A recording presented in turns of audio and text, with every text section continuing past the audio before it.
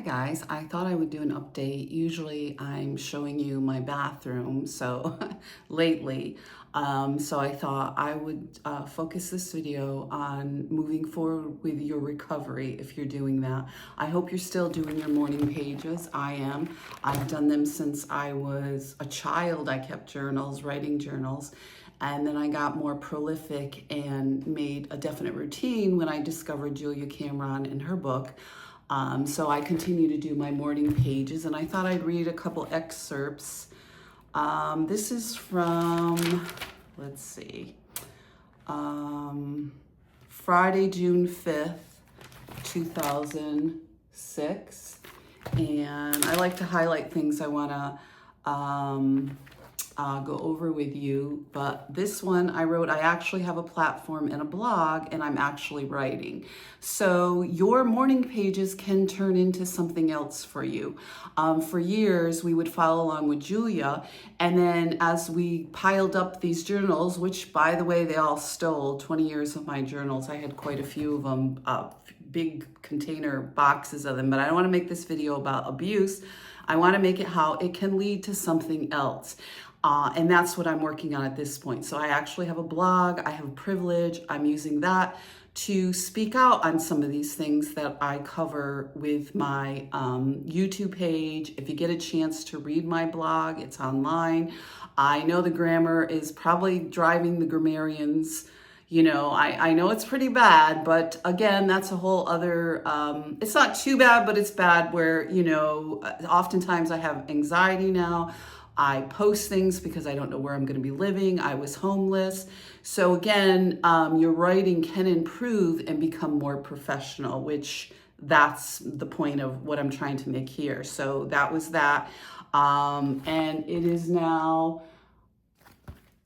was now my story, and I had just wrote this on my blog. It's now my story instead of about all these abusive people in my life or the sexual harassment through my career or other things. So all this is to say, keep with your writing, keep with your morning pages. It really does add up, especially when you can process things, you get them on the page, you can refer back to them, and your writing can improve and lead to other things. So it certainly has with mine. I know my blog isn't the best. If you get a chance to read it, please do. I need the support. I would like to monetize it, but again, with all the stuff going on, they always find a way to either shadow ban me or certainly with some of these people that now I'm telling my story about, and the retaliation has been pretty bad. So I finished up my book finally, and this kind of ties into what we're talking about today. Here this woman was locked up because she had thoughts of her own. Okay, thoughts of her own. This was 160 years ago. It's a great book. It moves along. It's a good read, very, a great resource if you're talking about these wellness checks. And when you report domestic violence, how you're crazy. You know, I mean, no matter what a woman says she's crazy, then let's talk about processing rape kits, because that's forensic evidence, it's objective, and so on and so forth. So again, I'm not going to make this video about that, but it's a good book. The Woman They Could Not Silence, Kate Moore, and it's about being locked up for nonsense and going through a nightmare of trying to get released from a psych ward, from an asylum, which years ago was horrible. And they would routinely do this to women, married women. And this is what I'm going through now because it follows you everywhere.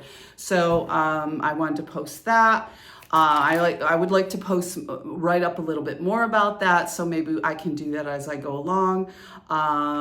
Let's see, June 9th, Tuesday, 26. I get down because basically I've spent the last 2 years in bed, so it's more downtime processing a lot of the stuff that happened to me with a kid as a child.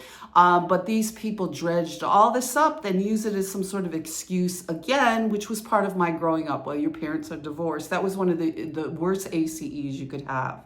And of course, I got welfare as a child, and that was used to constantly bully me and taunt me, and my grades were good. So it just constantly, the 2 years in bed processing all this, but at least now I know the truth. So at least we're getting to some point where I understand some of this harassment. I understand some of the backstory. I understand that my ex-husband used this and various other people in the community, and then other people that I grew up with became police officers or were involved with him, and it just keeps snowballing.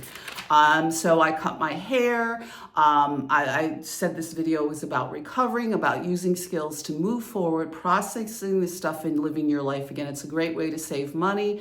My grandmother was a hairdresser. It's what it is. It's not a perfect cut, but it works for me. It's very hot, and I don't have $200 to have my hair cut at this point. So it's always good to pick up these kinds of skills, to write, do your hair, do things to self-care, to take care of yourself when you're processing this sort of heavy-duty stuff from years ago, old memories or sexual abuse or things related to sexual harassment. And certainly I've dealt with it throughout my career.